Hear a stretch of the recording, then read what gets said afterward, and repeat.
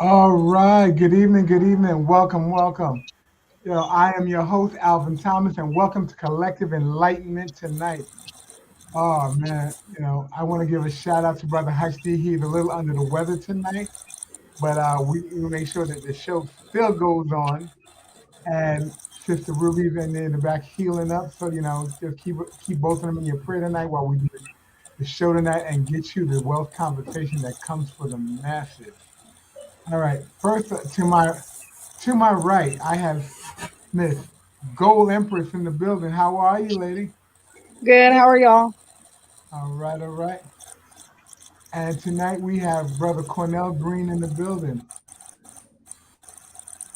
Uh, Cornell, you want to Good give him a evening, little bit peace and about who blessings, you everyone. are? How's everyone doing? All right, all right.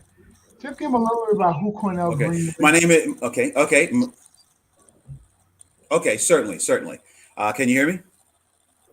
Yes, Yes. my name is Cornell Green, and my company is Community Solutions. Since 2010, I have been an independent entrepreneur, focusing on solo entrepreneurs and small business owners and operators, working with them to get their online presence, what I call customer engagement platforms. Can use internet technologies, websites, social media, marketing, email, automation, etc., to increase their brand, expand their business, and grow their market. Um, I have known Brother Al and Sister Ruby almost as long as I have been independent. In 2011, I met Ruby at a workshop that I did with Harlem Business Alliance here in Harlem, and we formed a business consortium shortly thereafter. We called Blue Tech Initiative. We worked for a while with Operation Hope, doing presentations, working with entrepreneurs. I worked with them for about 2 years. I worked with Operation Hope for about 7 years, and I have really been a key. I like to say my stand is entrepreneurship as entitlement and empowerment for Black communities and communities of color, because this country began with 13 colonies, not 13 republics. It's always been about the money. It's not that money is a goal in of itself, but money is the tool we as human beings use to affect the change that we want, so that we can live the lives that we desire and deserve. So, in a nutshell, that is me. I love that. I love that. Really, tonight was gonna be a really cool conversation to get into.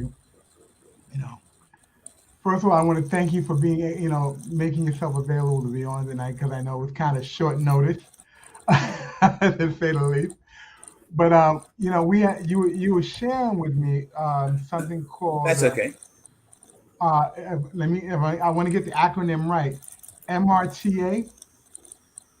And now, what is the Yes, MRTA? that is the okay. Here in New York State, the MRE is the acronym for the Marijuana Reduction and Taxation. Basically, this is the legislation a couple years ago that makes adult use marijuana fully legal in the state of New York. Now, it is a legislation. It is in the process of being enabled. And if you know anything about legislation, there's one thing to write a law. There's another thing to do everything that is necessary to put the law in effect. Having read a good portion of the act and having worked with a colleague of mine last summer who is a lawyer, we actually started a podcast last summer where we were reviewing the MRTA section by section and doing an ongoing commentary. And I'll drop the link to that on Facebook later. Basically, the intention of the MRTA is to come as close as ever come possible to effect reparations via legislation. The intention is to, in the legalization of marijuana, to make sure that first and foremost, the people who are served are what the legislation refers to as social equity actors, those people who have been most harmed by the war on drugs. It was enacted in this country, yeah, one would say, since the 60s. And of course, we know that disproportionately, as here in New York State and especially New York City, that has been Black people and people of color. So in terms of the groups that will get the first cut at the licenses, and there's three types of licenses: there's growth, there's retail, then some. Going into the MRTA is more complicated and above my pay. But basically, as I mentioned to you briefly, Al, before we came on, I have been recently took part in a Zoom that was addressing this and the implications and the need for we as Black people here in New York and throughout the state and throughout the country to make sure that we take advantage of. Look, if we're the ones who formed all the bodies that were locked up in the private industrial complex during the so-called war on drugs, now that they're turning it realize what we bet happen, the ones caught flat on the corner with our hands in our pocket when this becomes a Always. multi-billion-dollar legitimized business. One of the things is, it's fun. It's funny, but it's kind of like the same thing they did with prohibition. It didn't become a legalized thing or an option for legalization until they found a way to turn it into a profit for quote unquote the government entities or the Of people of course. upper crust. So I don't want to say too little, too late. And this is the concern. Go ahead. This is the concern. I got that.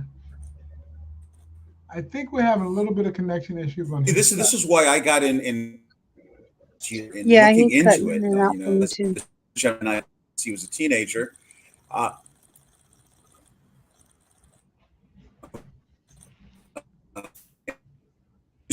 and of course, my computer is kind of strained. I'm going to close down some of the. Can you hear me? And now am I back? Yeah, Uh, it's better. you're still in and out, but we hear Okay, you how are coming. we doing? Have you? Right now, you're currently on every other word. Okay, give me a thumbs up if you can hear. Oh, well, hang on a second. A second. I was trying to do some other things in some other background tabs, but my computer's a little overloaded. Let me close down the load in the background. We're hearing almost every, well, I'm hearing pretty much every word now. Okay. Okay. Yes. All right. No. So what I Okay. was saying is obviously, yeah, obviously the concern when something like marijuana, a drug which had been made illegal for decades in the past, and which still is, and we can get into that a little later, which is according to the federal government still considered a Schedule One drug, which a Schedule One, of course, means having no viable medical use, which is absurd because we know that it has been prescribed for cancer patients for decades, to treat to boost their appetite as an ameliorative to pain.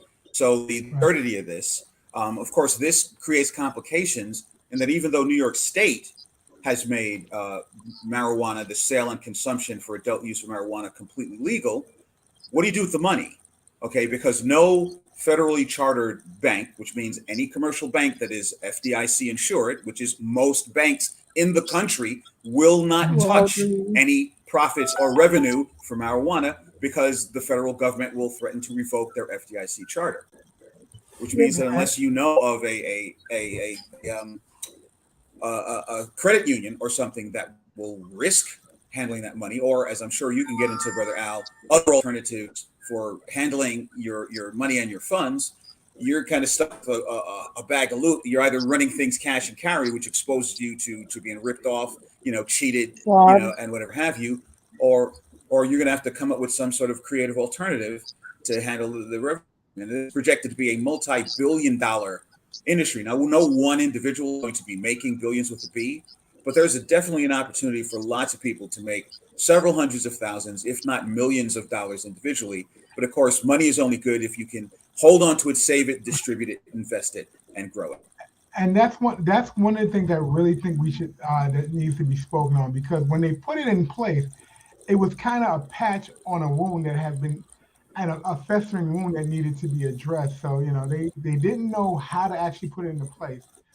And this is just my personal opinion. I want guys to realize we do not give financial advice on this platform. We just share options that can be used.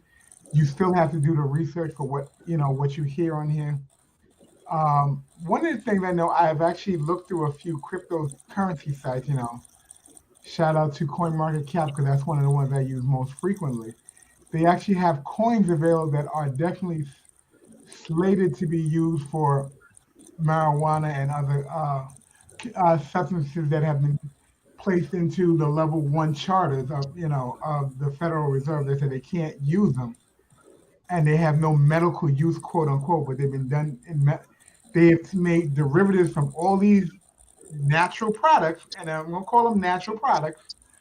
And man made them into chemicals. They put them in the medical Right. field to use them. As soon as they hit the public sector where there's not a guy with a title behind it using it or prescribing it, then there's a problem attached to it. Now, mind you, Right. we have And people let's who are speak. Let's we have no, people in go the ahead. Go corporate ahead. Finish your who are thought, using Alan. it on a day-to-day basis. And not for nothing, they're called Yes. functional. They're called Well, functional. here's the thing. I don't know if you remember what New York. I don't know if you remember what New York was like last summer. I call it jokingly the summer of 420. Mm. Once the word got out that marijuana for adult use was fully legal, you literally could not walk a square block anywhere in Manhattan without Nope. almost catching a contact buzz. Everyone, their Without a brother doubt, and their without a doubt. grandma And came out on the street. People they're were out with It's rolling. like that hookahs in and I water was, Oklahoma pipes. too. it's funny. Yes, and I'm You can talking. roll I'm it talking over. everybody. People in suits. Yes, people in suits. People of all.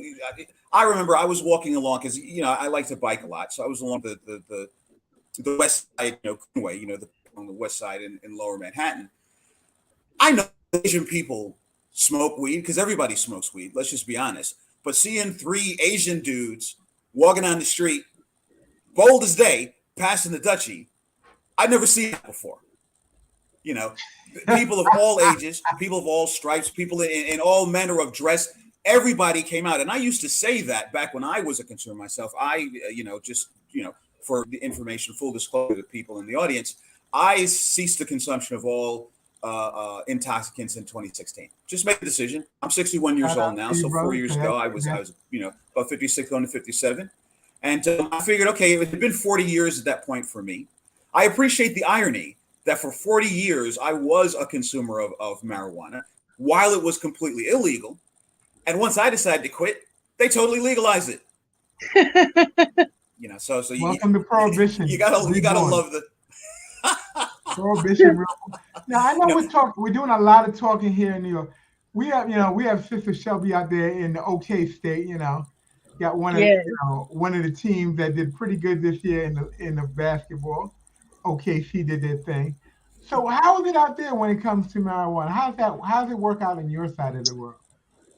Well, I walk around the way he was saying. He saw some Asians walking around because I know that with my card I can do that and I can't get in any like legal trouble because I've done really good to keep my background clean and I'm 30. So we don't have many people that are out in public like smoking because they're still kind of scared. Our police are a lot of corrupt down here. Um, hmm, so we our chief of police actually just got arrested himself for harder drugs distributions just last week. So I got it. right, for way harder drugs than cannabis. And so like a lot of people that are consumers of cannabis here in Oklahoma, they're still kind of a little iffy or a little sketchy about being in public doing it because they don't want to get shot or they don't want to go to jail or get in trouble. However, we have a lot of agriculture here in Oklahoma, of course. And so there's a lot of grows. I mean, like kind of how you can't see a dispensary every square block out there, like there's grows even here in the city, like in the city part, like indoor grows and stuff. So Now it's I have a it's going question. somewhere. Hmm. Question. Now I know every state on the books there's laws that are grandfather laws for personal consumption on your own property, the same way there is for moonshine. In every state in the South, you allow 5 personal gallons for your own consumption.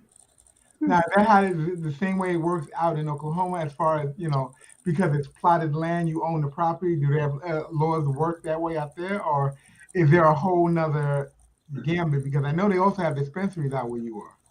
I'm not sure about the grow. I would have to do a little more research on that because actually me and a couple friends of mine, we have been talking of starting our own grow. One of my best friends, he actually is very active in one of our dispensaries called Ziggy's. Um, and so I don't know much on the grow side just yet. I do know that the whole bank thing, like you can't even as a patient, I can have someone else grow for me. Like, say I don't have the land or I don't have the equipment and stuff. However, if you have a bank account with an FDIC um, bank, you can't even grow for someone else, much less be a grower, because they don't want anything to do with any of your money. Like, because it's hard to differentiate. For instance, I work on a cattle farm. My farmer was going to start growing for me. However, he wouldn't be able to even move his cattle money or anything, because there's no way to differentiate between if it's cannabis money or from his cattle, or he has a couple of oil rigs on the land also. So that he can't even grow for anybody or anything because he of him being a bank customer. So it's kind of crazy. Yeah. Yeah. Well, let's Wow. just thank you for sharing that, sister. But let's just point out some simple, basic realities of quote unquote drugs, which is why it's rather innovative what New York State is trying to do.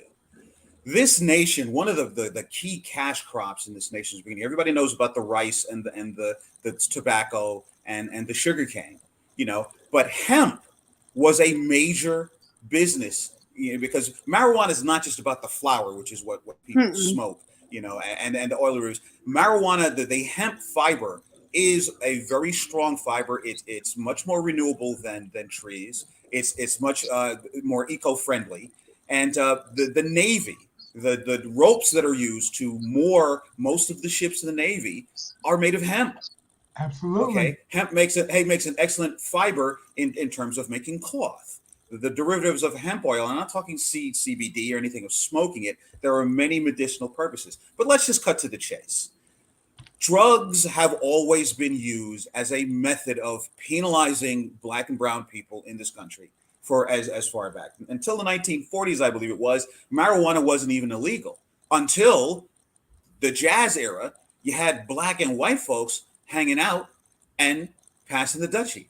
And oh no, this nation doesn't want any mixing of the races. Of course, there's only one human race and multiple ethnicities, but that's a conversation for another day.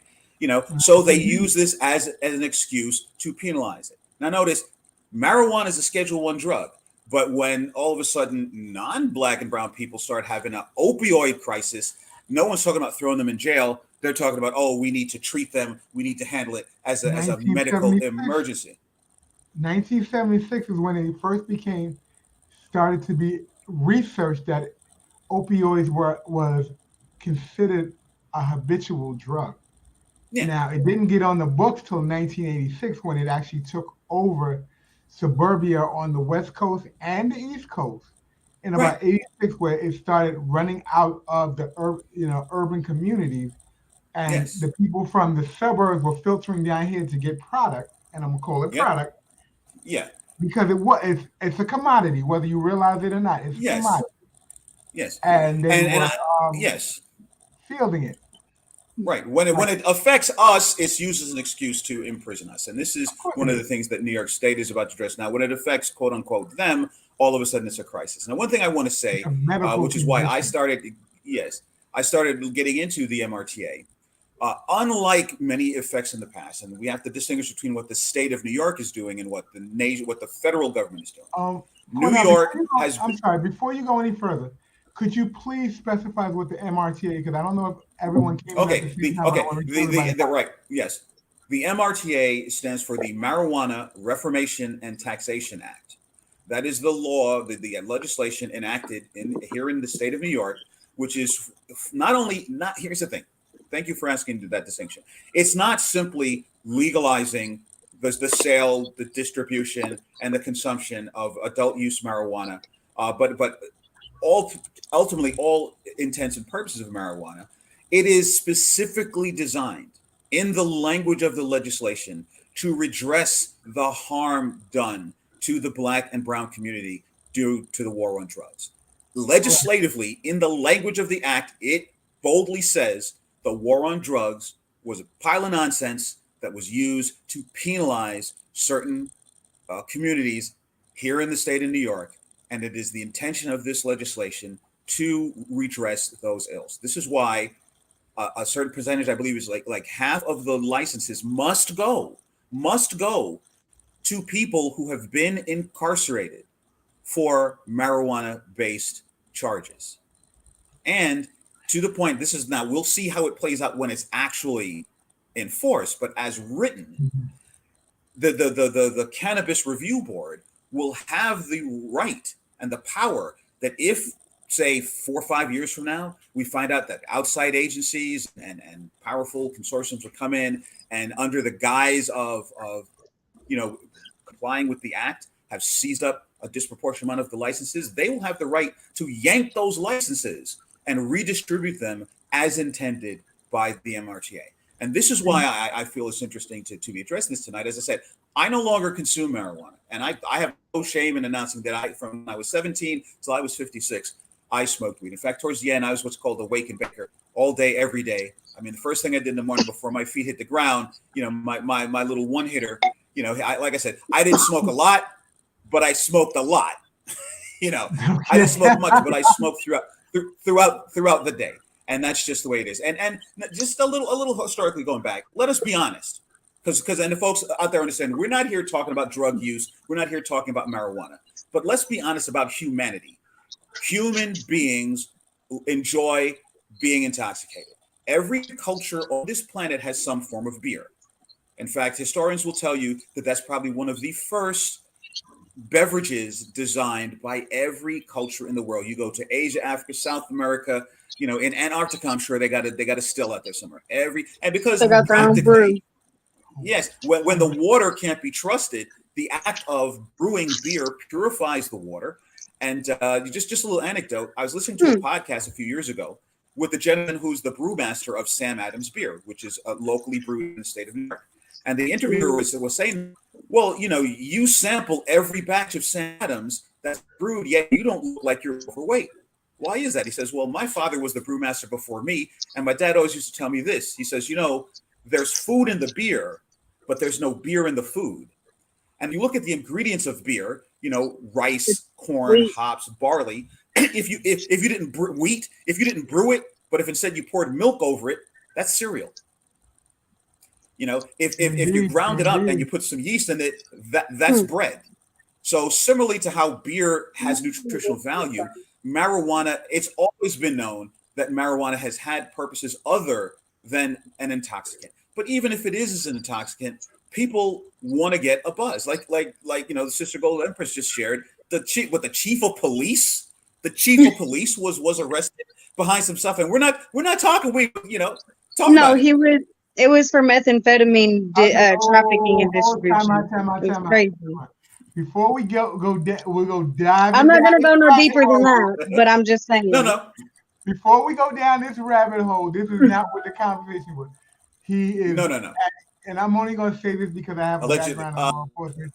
He was arrested. He hasn't been convicted. Yes. Let's not bury him on Facebook. Yes. All right. Yes. No. He was charged. He was charged with an allegation. By his own coworkers. Just to be clear and full disclosure. Have to be responsible for what we say on this platform. Yes. No. Good call. And we always want to be. We always want to be like that. And this is why, again, the MRTA is talking about putting it in writing on paper. Because it's one thing. Everybody knows that the war on drugs was a war on Black people. Everybody knows this.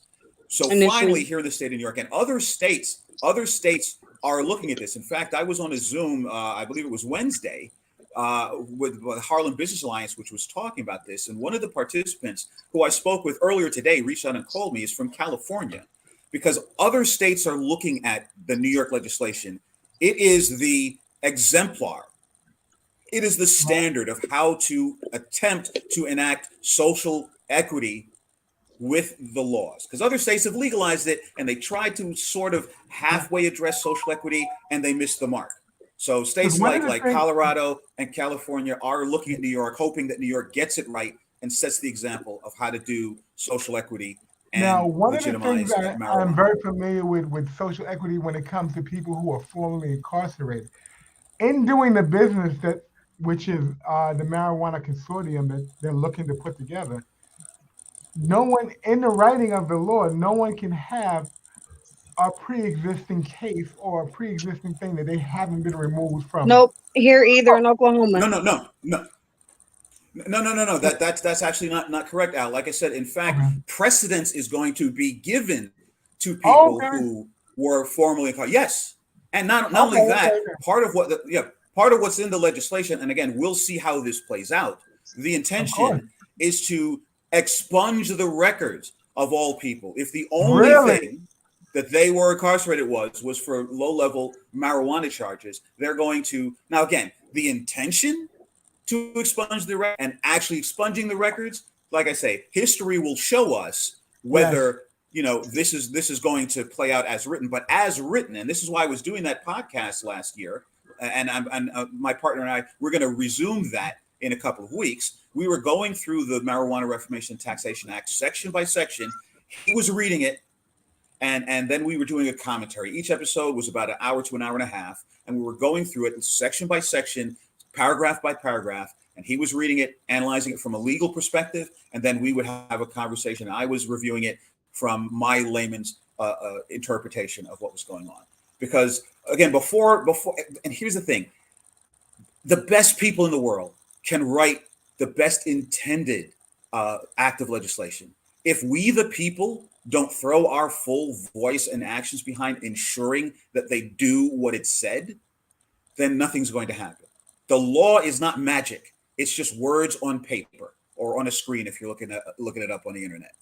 We're the ones who are going to have to make sure that they do what happened. And I don't want to bring the mood down too much, but I'll just very briefly reference George Floyd's murder and the fact that is now in jail for murder is because people didn't just sit by and complain. We have the power now. People can take out their phones. Everyone is a witness. And it's not our word against his.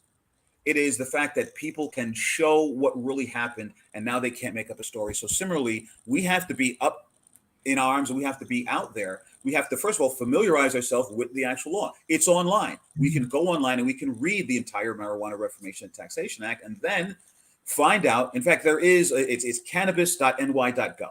It's the Office of Cannabis Management. There's a website now And they that just you can started, go. they're actually publicizing it on broadcast, Yes.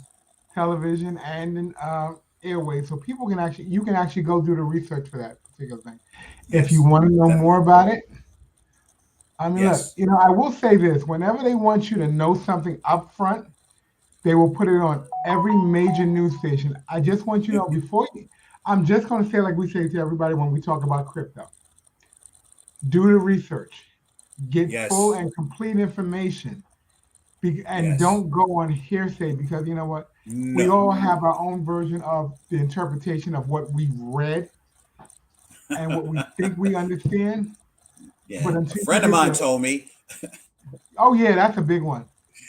Your friend of yours could get you locked up for doing the same thing. So Yes. and Yes. unfortunately, And this is when your why, friend to gets you our, locked our up, they point, don't come visit. yes. Yes. And They talking don't about come managing money, visit. and as Gold Empress mentioned about her colleague out there who was thinking about growing. But see, this is the game that the federal government is playing against the state, that they're threatening people's money to jam it up. Now, why the federal government has this case against, because again, they can't let go of that old habit of using marijuana as an excuse to demonize and victimize. And so they're coming at people's money, saying, "Oh, you want to grow some stuff? Well, then you can't put your money at FDIC bank."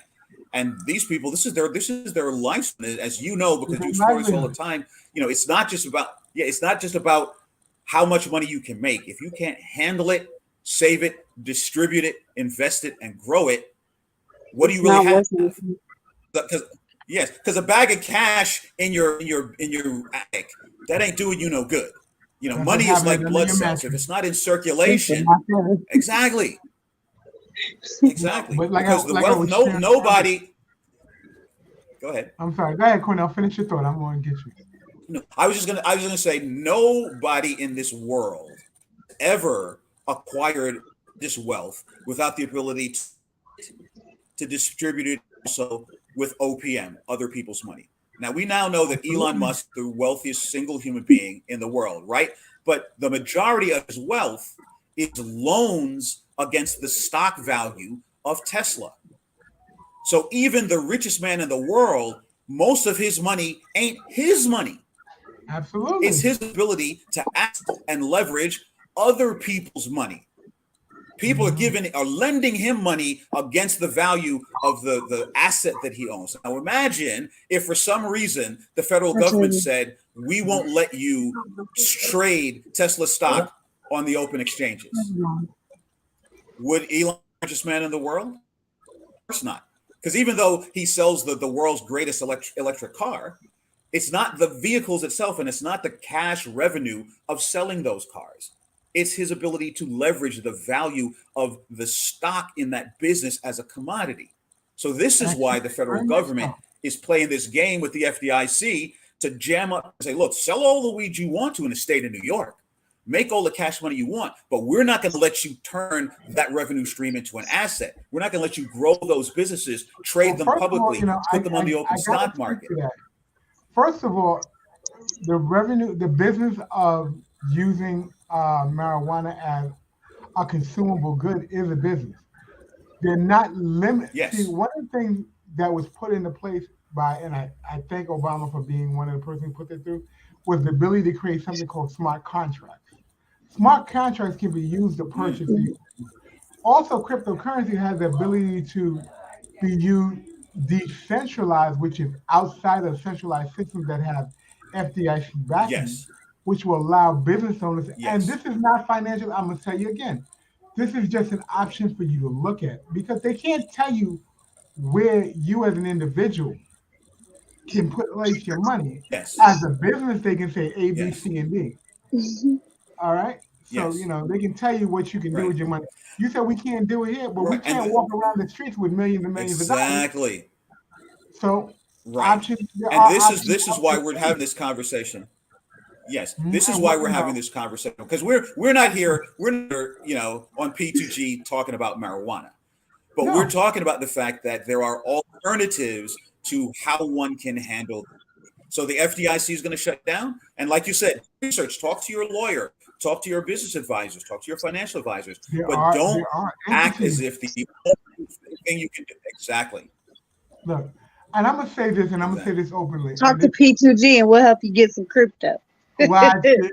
Yes, indeed. But no, every Tuesday night we do a platform called Crypto in Your Business. We talk about decentralized finances. We talk about the metaverse, how you can open up yourself to have other ways to create assets outside of the centralized system that will allow you to alleviate the need for physical cash because you don't have to be a cash. There's no need to essentially for any business to be cash based anymore because the government has already set the precedent for people to go cashless. Right. We are a touchless society. Cash really doesn't have any more value other than the coins that jingle in your pocket. The stuff that folds is losing value overnight. And if you're using it, you're operating in a debt note. So I don't want to go down Well, that and route. here's the thing: do you right? Do but do you think that Elon Musk walks around with any money in his pocket? He must do it for a The just man man. is the wealthiest billionaire on the planet. No, You know, he ain't every carrying it. time In I think fact, of I that, was walking around Harlem. Go ahead. that statement alone makes me think of one particular movie all the time. And if you got, I think you're old enough to remember this one. It has Don Amici, Dan Aykroyd, Eddie Trading Murphy, places. Trading Places. What did they bet for? One A single dollar. dollar. Yes, Dollar, ruin my a boy dollar Dan has no Aykroyd's value life. to people in that particular position. It is the No, ability no, to that's leverage assets and consumable goods on a yes, large scale to yes, create wealth. And this is yes, what we try to share with people. We're not about collecting dollars. We're not opposed to the dollar bill. We're not opposed to fiat currency. But we are in the conversation for asset management that makes the yes, difference because yes, asset yes, acquisition is how this country actually runs. If you really yes, think yes. The about it, purpose of not even money, that, we're and still running yeah, on yeah. This is maritime something that's important to maritime. yeah. Yeah, the importance of this conversation, particularly to Black and Brown people throughout the United States, is understand the purpose of Absolutely. money is to make more money. Okay. The purpose of money is not to stack your chips and count your coins. It's not to flex and flash.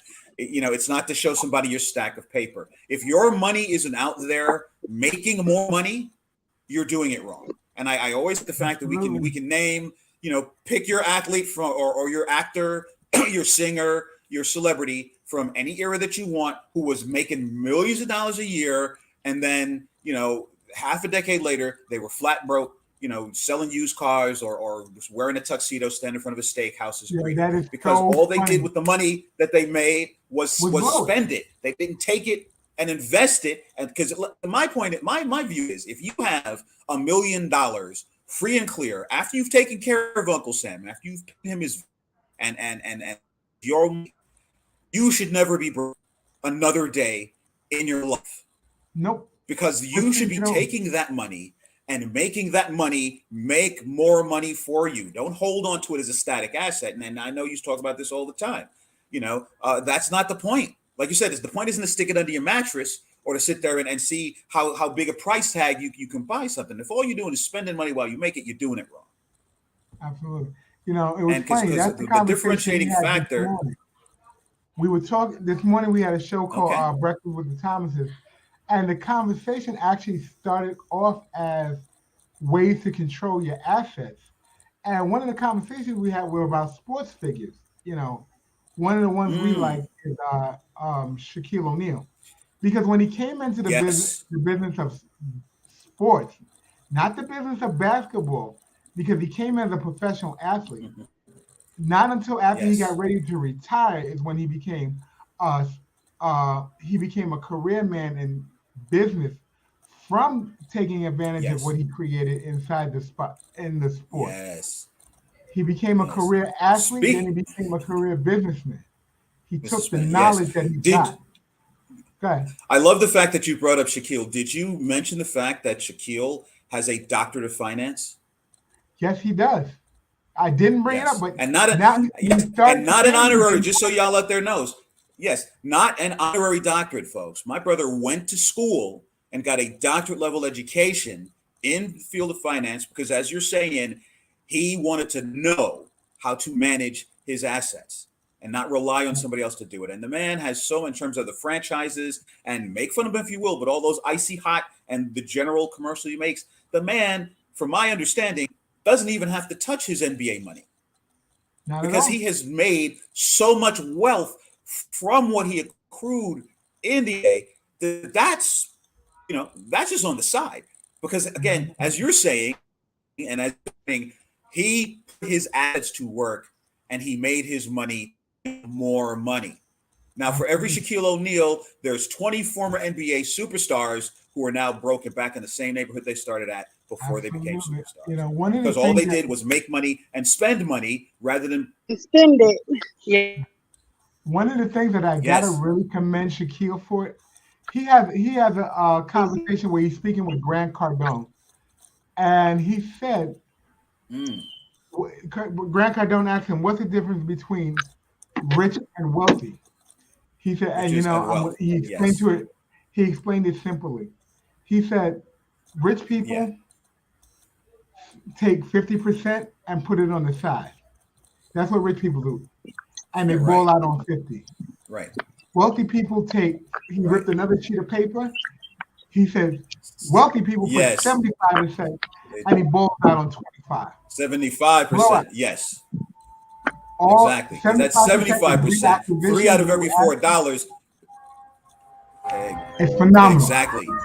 That conversation is real talk. Yes. That is some real conversation because we share with not people black and brown people. No, everybody. Yeah, it's not just everyone should be saving about 10% of their intake. Whatever you bring in, you should save 10% and pay yourself first. Yes. We preach that every day on yes. And we've got to yes. Go ahead, Cornell. Yes.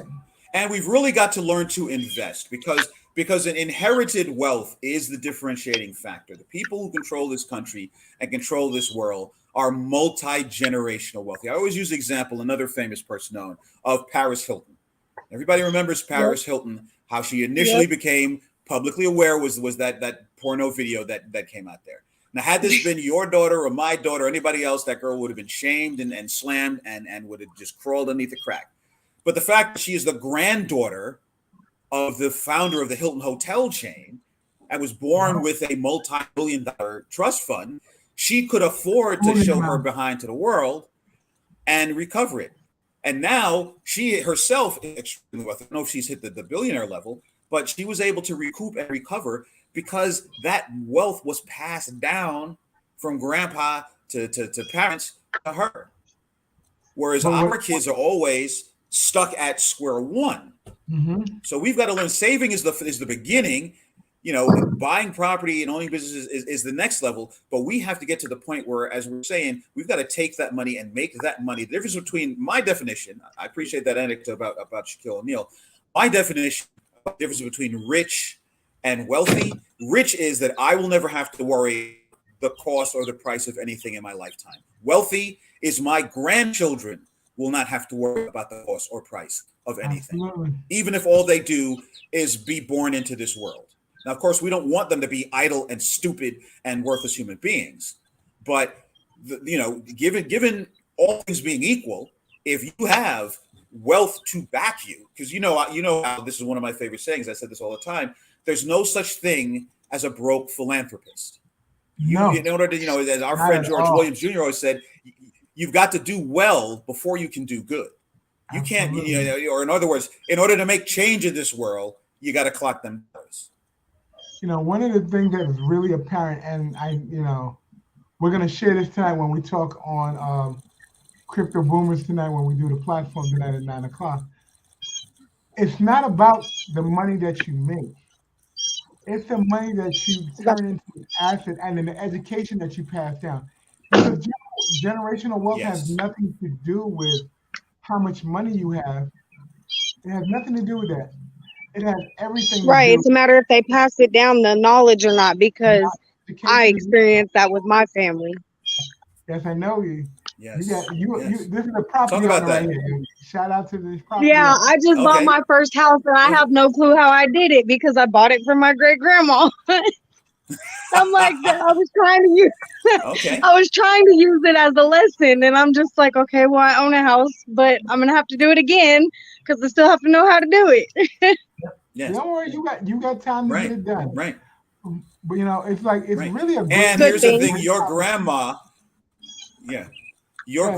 had the home to have you purchase from her, and because here's the thing that happens, and I gotta full disclosure, put it out there. My grandmother, when she passed in the 1980s, had multiple properties, and unfortunately, my mother's older siblings, they just wanted to cash out and get the money in hand.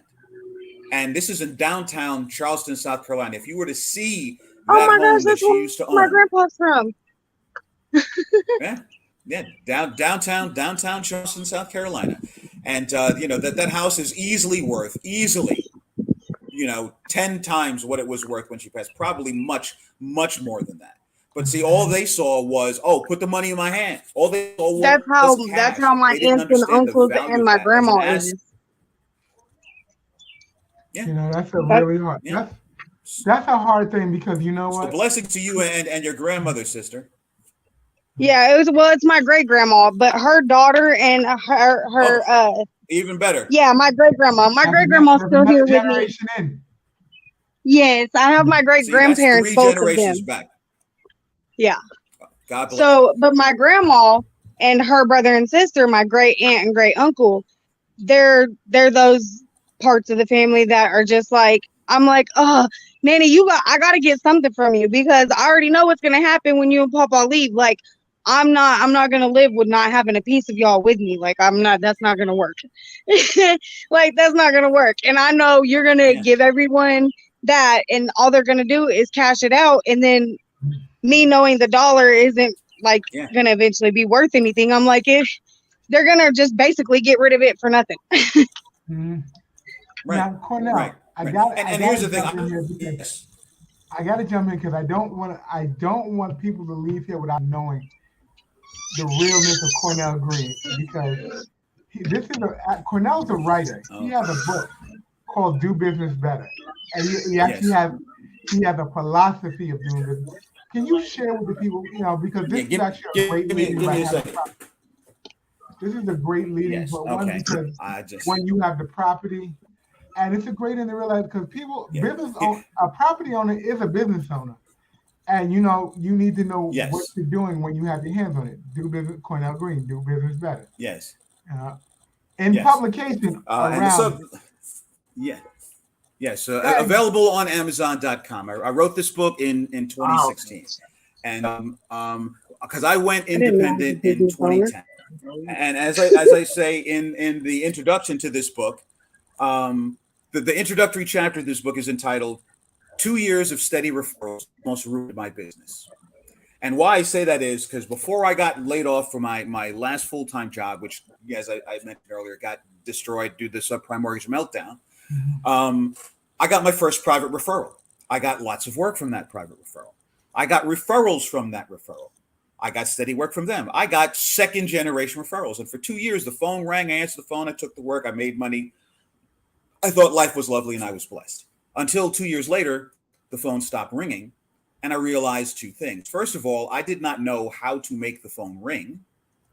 And secondly, I didn't know what to say to entice a total stranger or to inform a total stranger of why they would want to do business with me. If people came to me already knowing what I referred to someone else that they trusted and chose to do business with me, I could say yes, I could close the deal, I could make it happen.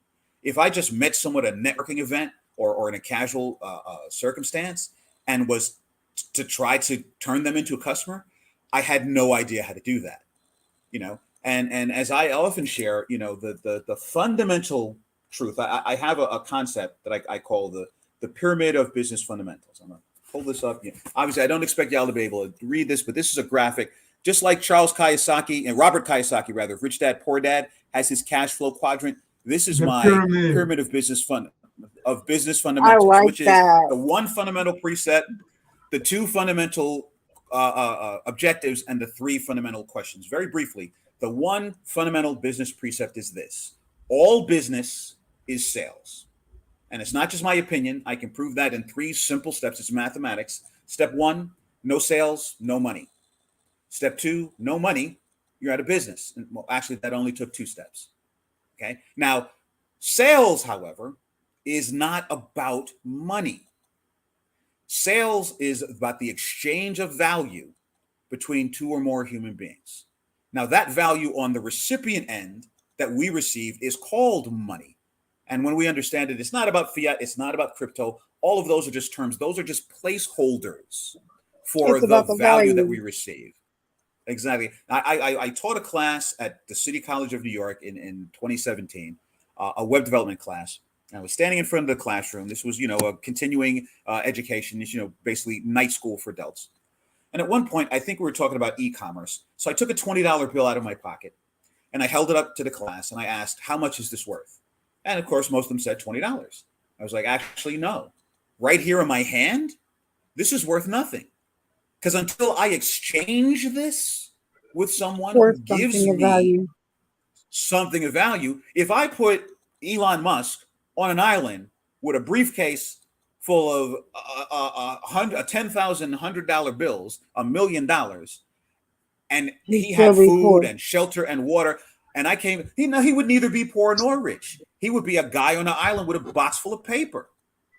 Okay, because here's another thing about wealth. That's See, true. wealth is a relative term. Nobody here's the mindset adjustment we need to have. Nobody is wealthy. People are wealthier than one person by themselves. There's no such thing as wealth.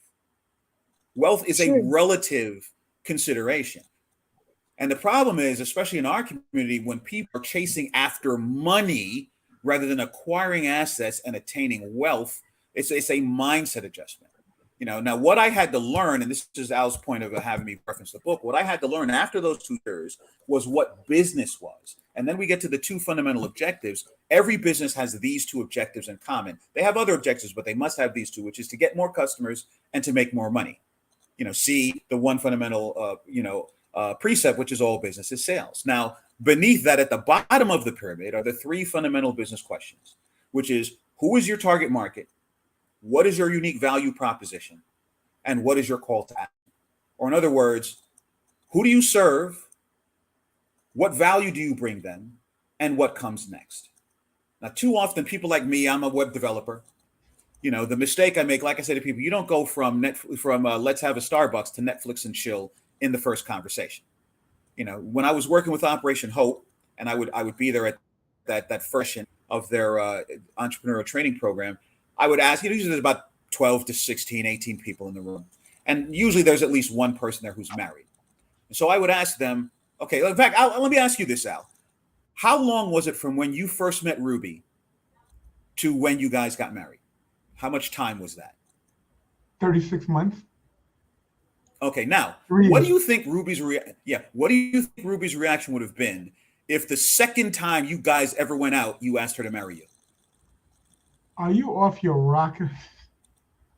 Because she did not trust me when she first met me. No. Wait on Domino. Exactly. This is a mistake that many business people make in approaching a potential customer, is they try to speed the plow from, hey, how you doing, to let's hook up. Because they have not had the values conversation. They have not conveyed. Now, obviously, now Ruby got to know you're her husband and the father of her children. But if you'd have just said, yo, let's do the thing, day 2, she'd have been out your damn mind. Ruby. Too many of us as business people, and Ruby, so you know what I'm talking about. I'm sorry, I just had a whole vision. Exactly. Right, this is why I have to put it in these terms that people can understand. No, we're not coming at you. We're not coming at you, Alvin. We're just making the point. We're just making the point that in terms of business correspondence, we must make sure that we establish the relationship with our potential customers, and we have the conversation about the value. We're not trying to sell them. And this is because business leads to revenue leads to money leads to riches leads to wealth.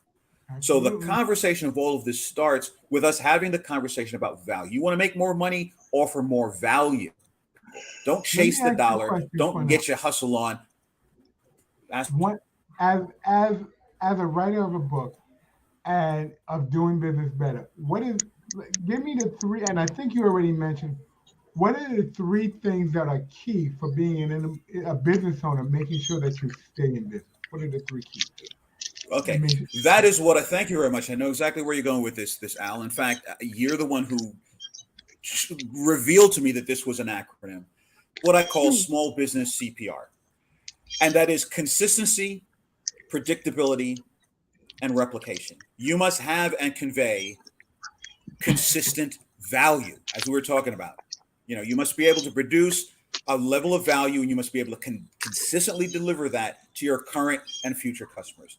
The next step is you must be able to predictably deliver that consistent value. For example, you can make the best chocolate cakes in the world, but if when I come to your bakery, sometimes you're open at 9 o'clock, sometimes you're open at 9:30, sometimes you're open at 9:15, sometimes you're open at 8:45.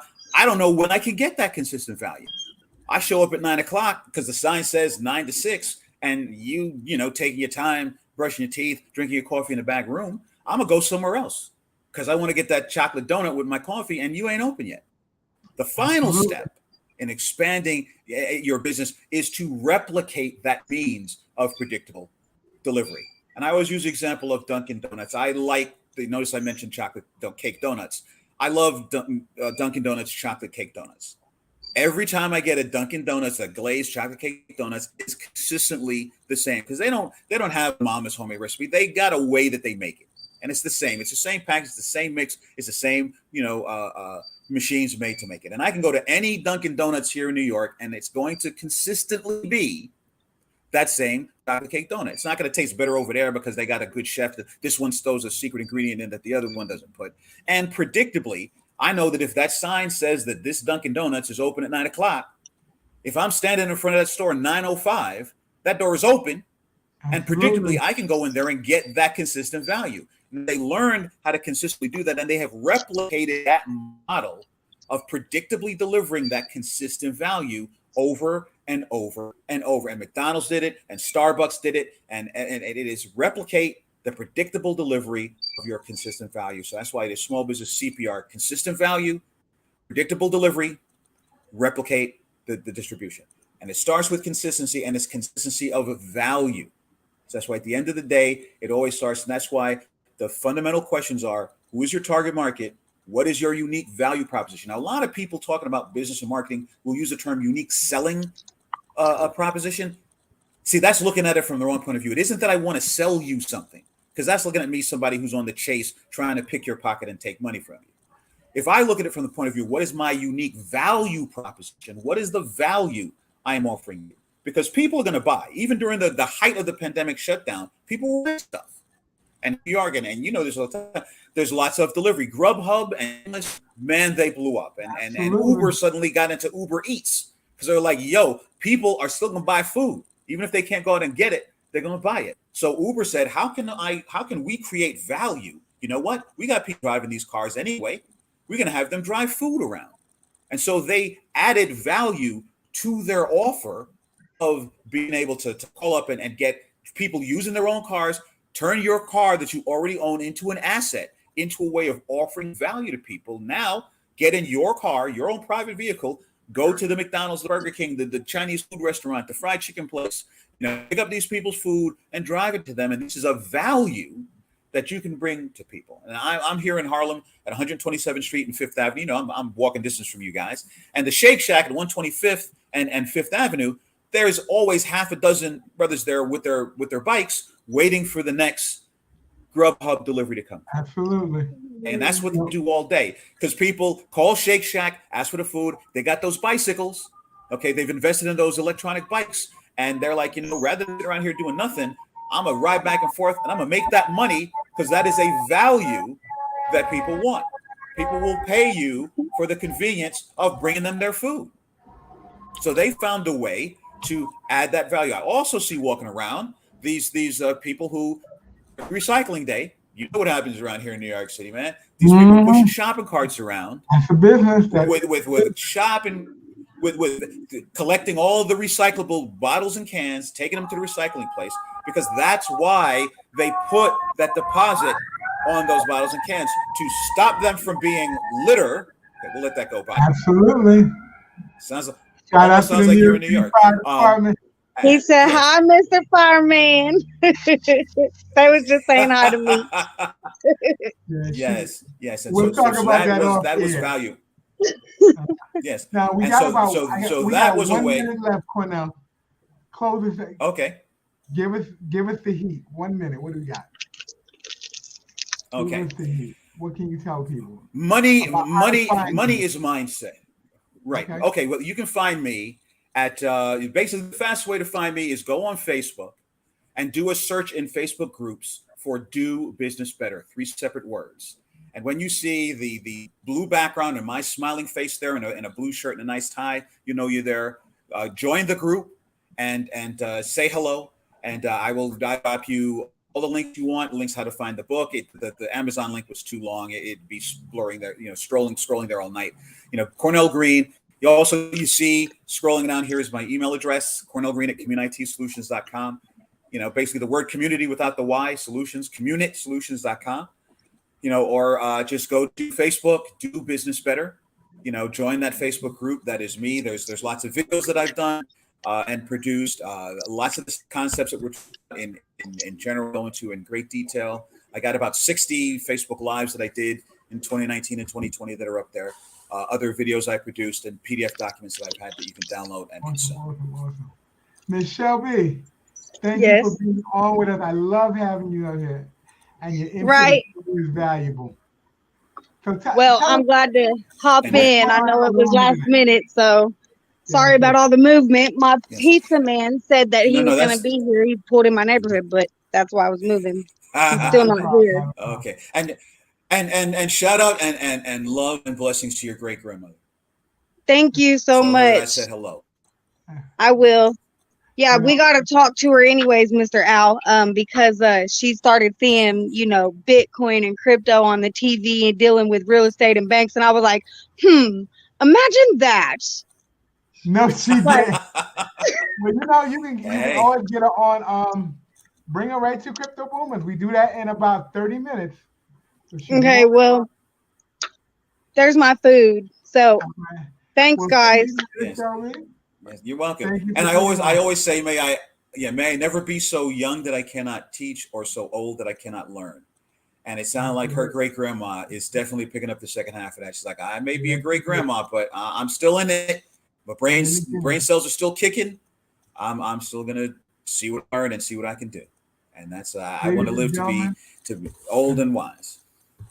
Ladies, I want to thank y'all guys for being on Collective Enlightenment. I am your host, Alvin Thomas. We got one last comment up here. We're gonna shoot up. Miss Hilda just joined your group. I know who that is. All right, she just joined your group, so she's gonna be on talking to you. And we're gonna be out of here. This is our Collective Enlightenment. Ladies and gentlemen, if you want to get on and get the basics of cryptocurrency, we're on tonight at 9 o'clock on Zoom. Go to the p2gnetworks.com webpage, click on the link for Crypto Boomers, and you can join us tonight. All right, and we'll give you the basics on how to acquire a wallet, how to secure your wallet, and how to move crypto safely and securely without being in any centralized markets unless you choose to. All right, so that is what we have, and we're about to be out.